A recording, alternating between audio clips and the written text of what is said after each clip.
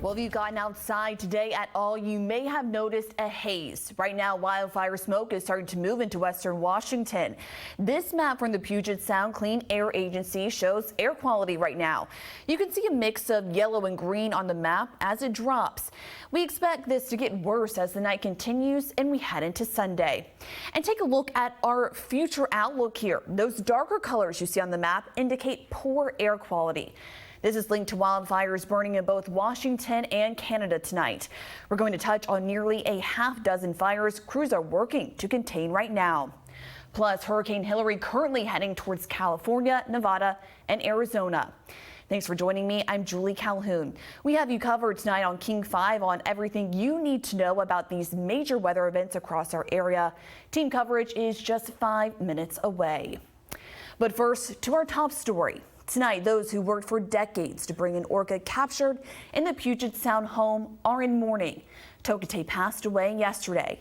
King 5 has been following the orca's story since 1970, when she was violently taken from her pond near Whidbey Island's Penn Cove. Just this year, the Miami Seaquarium, where she had been living, agreed to begin the process to return her to her home waters. That journey now coming to a tragic end. King 5 continues to follow her impact tonight, coast to coast. We're going to hear from King 5's Eric Zuko coming up at 5:30. But first, team coverage begins with Sebastian Robertson. Sebastian, Tokate will be honored on Whidbey Island in less than 60 minutes. Hi, Julie. And all that time, Whidbey Island has played a huge role in fighting to bring her back home, specifically the Langley Well Center that has spearheaded this effort among many other nonprofits. Today at 6, there will be an outpouring of support for the whale that died before making it home. It was such a shock. You know, we had heard even earlier this week how well she was doing. Tokate, the last whale in captivity taken from Northwest waters, was supposed to live out the rest of her life here in the Salish Sea. She was so close.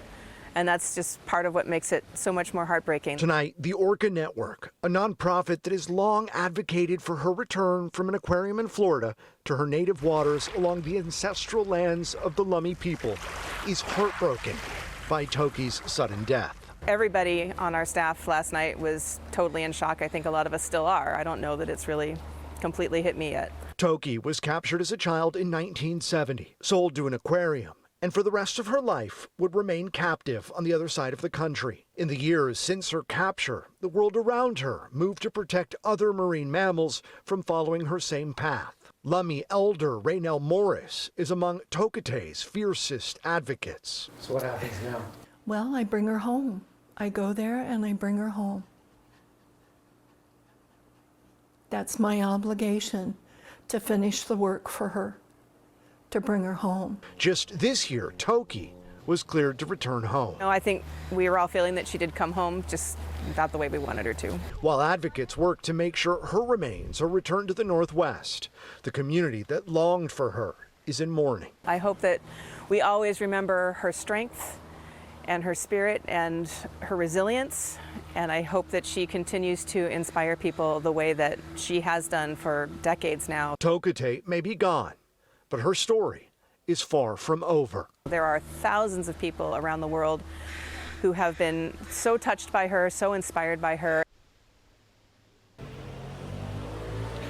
The Well Network now focusing its attention to bringing her remains home, a process that is just now getting started and will be a complicated one. They say that as the community mourns, they hope that all this attention for Tokate can be redirected to her brothers and sisters that are still alive and still fighting. Back to you. Sebastian, thank you. And we want to share this special moment here, seen on this live stream from the Whale Museum last night. You're watching members of Tokate's L Pod swimming by the San Juans. Many believe Tokate was part of L Pod, likely the daughter of L25 Ocean's son.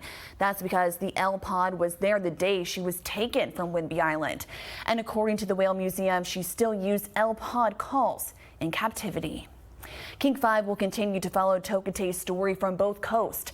Again, we're hearing from Eric Zuko coming up at 5:30. Stay with King 5 for coverage all weekend long.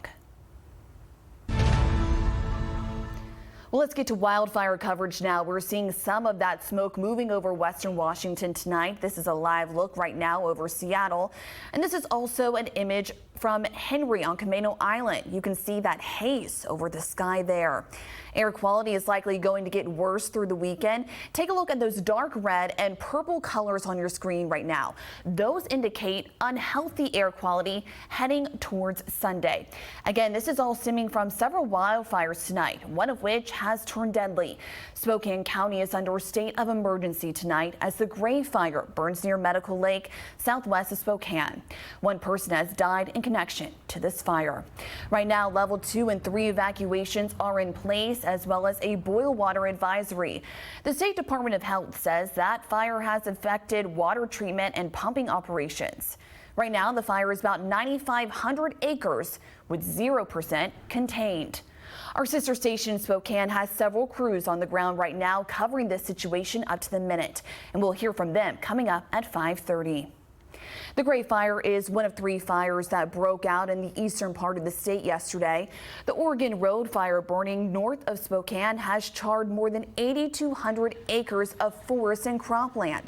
Spokane County fire officials say this fire in particular is fast moving. And finally, the Winona fire has burned about 3,000 acres.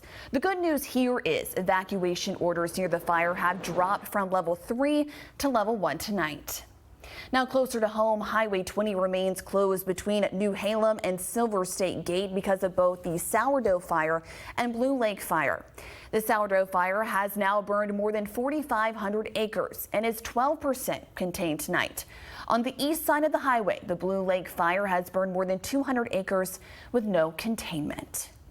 Massive wildfires are now burning north of our border. In British Columbia, a state of emergency is in effect in the city of Kelowna because of an extremely fast-moving wildfire. Thousands of people have been evacuated from their homes. It's devastating. You know, we just don't know if we're going to come home to a home. You have to at some point stop looking at it because you're just watching the winds and watching the plumes grow, which just becomes more terrifying.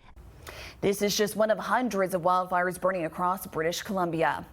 And a lot to unpack here as smoke from these fires moves in. And we have team coverage tonight, starting with Chief Meteorologist Mike Everett. And Mike, just how bad is it going to get? Hi, Julie. We're actually seeing the lead up to what will become worse overnight tonight. So as we take a live look over top of the Seattle Metro, you can very clearly see haze out there. Now, for most of us, this will be an annoyance, but the farther north you are, the worse it will get. Conditions right now sitting in the mid 70s, and you may have noticed it's also a bit breezy out there. Northwesterly winds coming in about 12 to 17 miles an hour, gusts getting up to about 20. That is one of the things that's making the camera rock tonight and also driving a lot of that wildfire smoke our way. One place in particular that I want to get the word out tonight is Bellingham, especially coastal Whatcom County. You're going to see a switch in winds tonight that is going to very much lower your air quality. In fact, as you were seeing in Julie's graphic there, you're going to be seeing purples. That indicates some dangerous smoke out there tonight. We'll talk about that in a moment. Significant drop in air quality overnight tonight. We're also tracking some offshore flow in the Cascades that's putting fire conditions into critical in our local forests. We'll talk about that coming up in a moment. There are watches and warnings in place. The good news is there is relief arriving Monday into Tuesday. Air quality alert is in place, has now been extended out through 5 p.m. on Sunday. And again, so we'll start to see some clearing, especially over coastal Whatcom late Sunday night. On top of that, we've got that red flag warning until 11 p.m. on Sunday. Relative humidity dropping down to 20% over top of some of our trees. But don't worry, the Seahawks game is on tonight. You'll be able to watch it right here on King 5, and temperatures will be in the mid 70s at kickoff. More on your full forecast coming up. Thanks so much, Mike. And we continue our team coverage with King 5's Brady Wakayama. And Brady, you spoke with officials with Puget Sound Clean Air Agency, and what's their outlook on this weekend's smoke? Well, Julie, the Puget Sound Clean Air Agency echoes what Mike just told you. The smoke is expected to get worse overnight, with the worst of it coming tomorrow. Their best piece of advice for people is to take it easy on the outdoor activity if you can. We are actually surrounded by fires in all directions. And now smoke from those fires is making its way to the Puget Sound. We're seeing fires in Northern Cascades, we are seeing Canadian fires in British Columbia, and there's fires in Oregon. But due to the wind direction right now, the smoke that we're about to start seeing is coming from north. So it's mostly the fires in British Columbia. That's Isha Khanna, an air resource specialist with Puget Sound Clean Air Agency. She says the most impact this smoke will have will be in King and Snohomish counties, with it trickling down south. The air quality is expected to change over the next day from moderate to unhealthy by Sunday, which is especially concerning for people who fall under sensitive groups. When I say sensitive population, it's anyone, infants, children, people over 65, or those who have any pre-existing health conditions. It's not only people in the sensitive groups that will feel the effect. Everyone should be aware of the dangers of wildfire smoke, which can cause and worsen many health problems. Symptoms include chest pain, coughing, fast heartbeat, headaches, irritated sinuses, stinging eyes, and trouble breathing. That being said, air quality experts recommend for people to stay indoors this weekend. Stay indoors with your windows and doors closed. It's good to have your HVAC on recirculate mode so that you keep smoky air out of your home, and use filter fans or air purifiers if you have them available. And if you don't have an air conditioner, consider going to a mall, public library, or community center in your area with AC. Now, officials with Puget Sound Clean Air Agency expect westerly winds on late Monday and or early Tuesday, which will help clear out the smoke. Live in the studio, Brady Wakayama, King 5 News.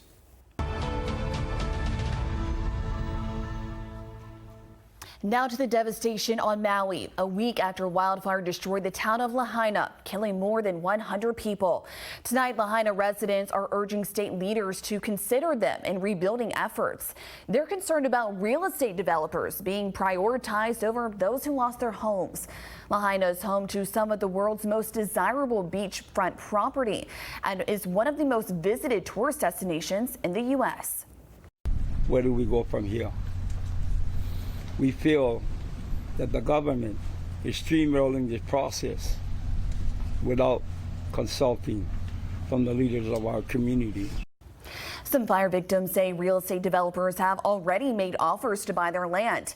Hawaii's governor says he wants to put a moratorium on property sales in Lahaina to protect homeowners.